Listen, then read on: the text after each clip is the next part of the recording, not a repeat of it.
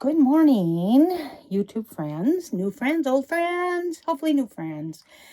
I thought of a good topic to talk about this time because it's something I'm struggling with really, really bad. I mean, really bad. Excuse me for sweating. It's not that hot here. I think it's medication problems, but anyway, I've been struggling with this for probably over 20 years, but really hard for the last 5.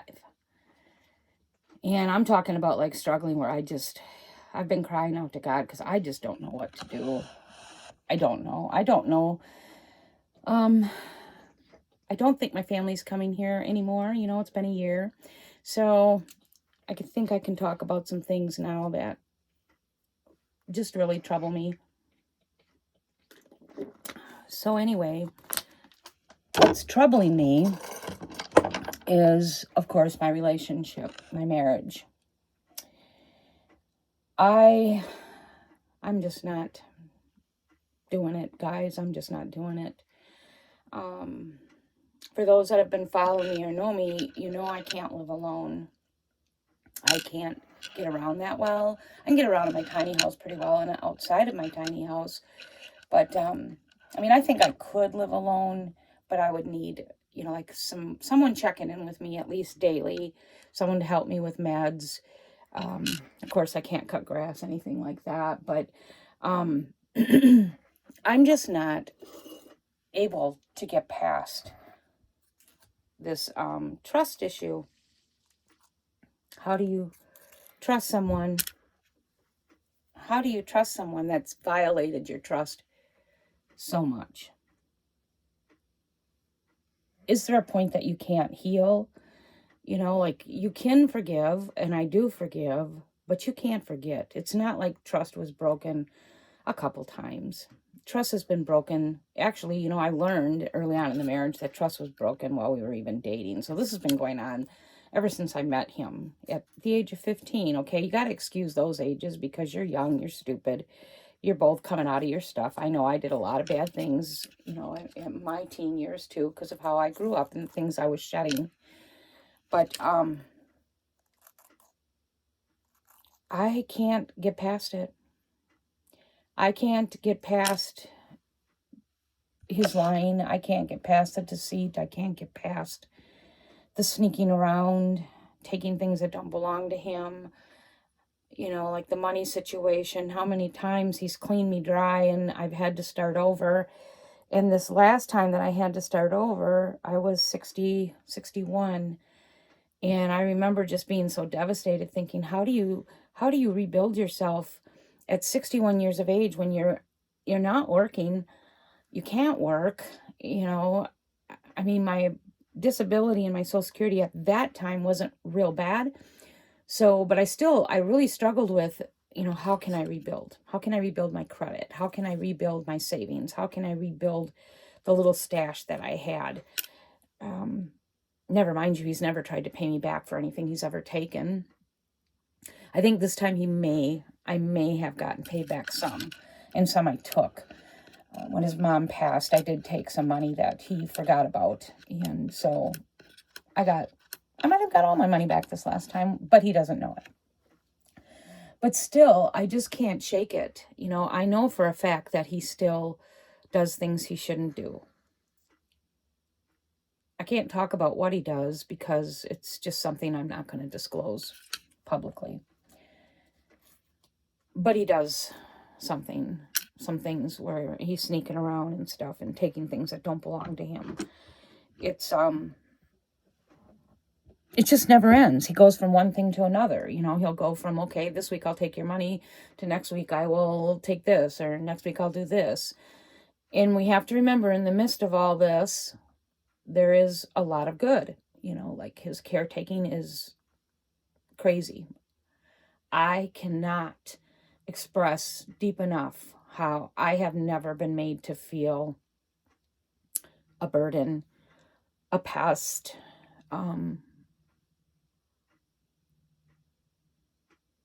like I'm keeping him from something, or I'm in the way, or, You know, maybe he just can't wait for me to pass so that he can have a life. I have never, ever felt less than.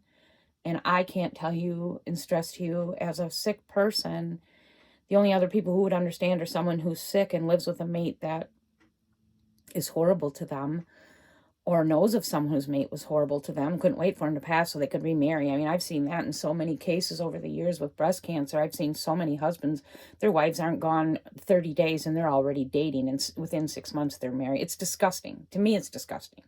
To me. Because how do you grieve someone that you've been with for 25, 30 plus years, and you're married within a year? You know, it makes you wonder what was going on while the person was sick. Anyway, that's a whole nother story. I don't have any of those. You know, I can't, it's like I'm free to be sick. I'm free to have needs. I'm free to, I don't know if that makes sense, you know, being needy. Like when I have bad days or things, you know, and I've had a really rough, it's been really rough since October. And I have had a lot of times where my needs are insane. And like I said, I'm never made to feel less than or a burden.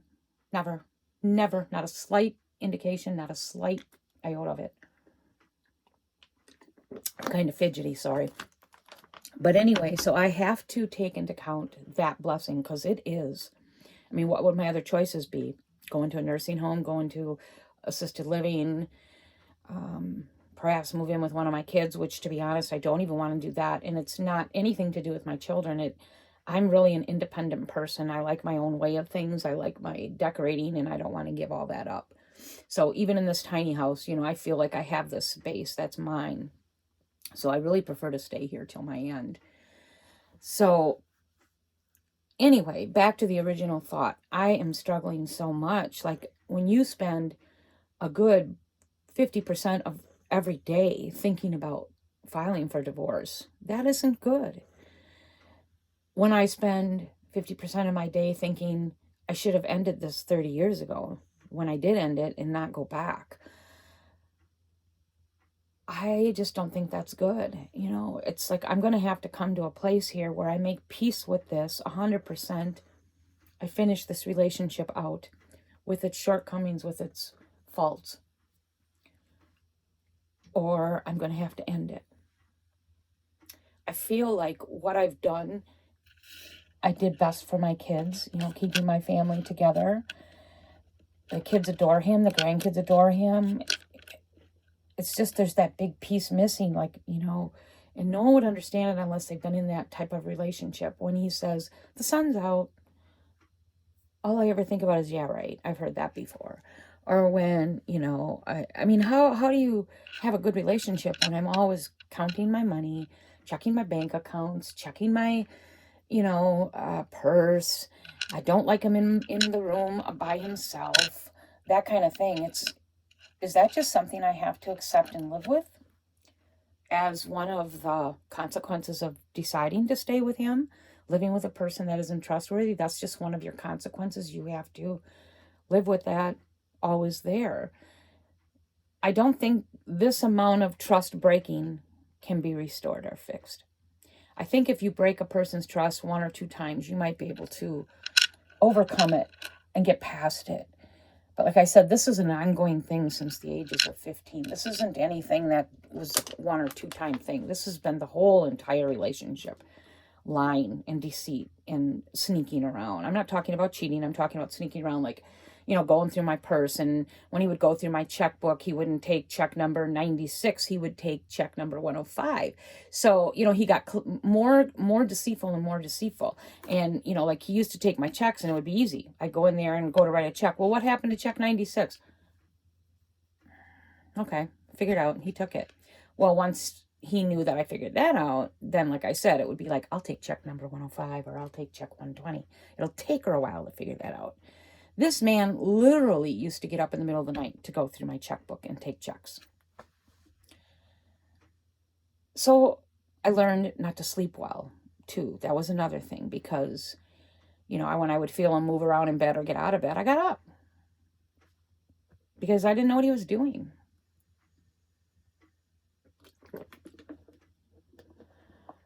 I'm really struggling. I don't believe in divorce. I believe in honoring your wedding vows. I believe in, what is it, bad times, good times, sickness and health. Those are the vows that I took. But I need some help with this. If anyone has any tips for me, I'd appreciate it. You can't restore the trust. I know that. So don't tell me that you can. I think what I need is, how do I live with this and get to a point where I accept that this man has these major shortcomings. More than likely, he's going to die with them. They're better, but they're not over. You know, I don't like that I have to check my accounts all the time. I don't like that I have to check my charge cards. And it's been 5 years and he's done nothing. So that's all good. But it's still, that feeling is never gone. It's just never gone. And I know one of the things you're not supposed to do, and I'm doing this, is, I go back. Well, if I didn't marry him, or if I didn't do this, or if I didn't go back, or if I would have married a different guy. You can't live your life like that either. I have got to get to a peaceful place with this where I can let this go and understand that this is this man's baggage. It's his thorn in his side. I know we all have them. Like, I know I have faults too, but my faults don't affect his trust or his faith in me or anything like that. I'm just, like, I'm a little henpecker. I can be a little bit of too much of a neat freak. I can be on him to pick up, like if he leaves his stuff laying around, I'm like, right there, get this picked up. And mostly it's because we're in a tiny house, and what you don't pick up, it looks horrific. A little tiny thing can look like a big thing when you live tiny.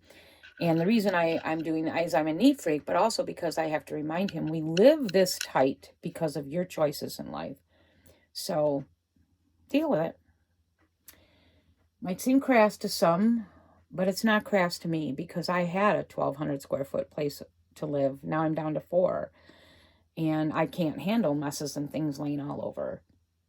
So those are my things that I think, he wouldn't miss, is the nitpicking and the henpecking. And I'm even trying to work on that, on days that I feel well or I feel okay, I will pick up after him. I will just do stuff and just deal with it. I've been trying to pitch in more now that the weather's getting warmer, and he's actually outside more, so the inside of the house is empty. I can get up more and do more. I can do the dishes. I can clean more things in the kitchen, because there's only room really for one. I can help cook more because he's outside more. So he's getting a little break that way. I try every day. I ask God to help me be a better person, a better woman, a better wife, a better mother, a better believer, so that I can be a testimony to other people, so that, I can draw people to Christ, not push them away thinking, oh my God, if that's what being a Christian woman is, I don't want no part of that thing. I don't want to be that way. I want to be what God wants me to be. And I guess there's a part of me that wants to carry this marriage to the end in all of its, what's the word I'm looking for? Faults. For a few reasons, to show that you can make things work even with people that have pretty severe, I consider his issues mental health. He has some mental illness issues. There's things I can put into place, and I have put into place to protect myself. It's just there's other things that I still have to watch, and that gets exhausting. But there's that big part of me that wants to carry this through to show my kids marriage isn't always bliss. When you hear these people, oh, we never fight, and we just do this, and we're still newlyweds 40 years later. Okay, good for you. That's not me. I don't know if I was ever a newlywed, because his crap started immediately after we got married by draining our wedding money.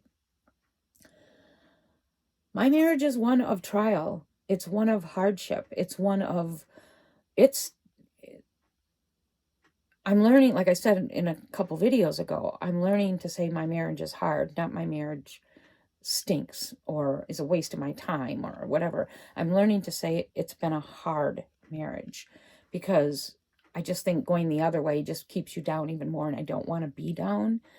I want to feel like I conquered this, not conquered his stuff, but that I made this okay despite its faults. And I had faults too, like I said, I came from a broken family home and a lot of trauma. And so I have my odysseys and stuff, and I'm sure that they at times have been tough to live with. So anyway, there's that big part of me that wants to see this through and complete this, give this to God and just say, help me get to the finish line. I can't do this without God, because it is hard. I ain't going to deny, if I was healthy and my legs worked, I don't know if I would be faithful still. I don't know. I might try to stay married, but I don't know if I would be fooling around on the side, because it's just hard. And then there's that other part of me that wants to say, okay, I have how much time left? 5 months, 6 months, a year, 2 years? I don't know at this point, because I'm heading into year 13 with stage 4 cancer. So I know I'm in the finish lines. And then there's got that big part of you that says, I've put up with his crap all these years. Let me have whatever time I have left in peace. Let me go to bed at night and not have to check my bank accounts. Let me go to bed at night and not have to worry about him rummaging through my drawers or my purse.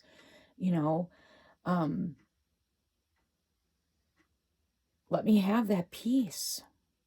Let me have a house that isn't with crap laying all over and having to pick up. Let me enjoy my little tiny space the way I like it.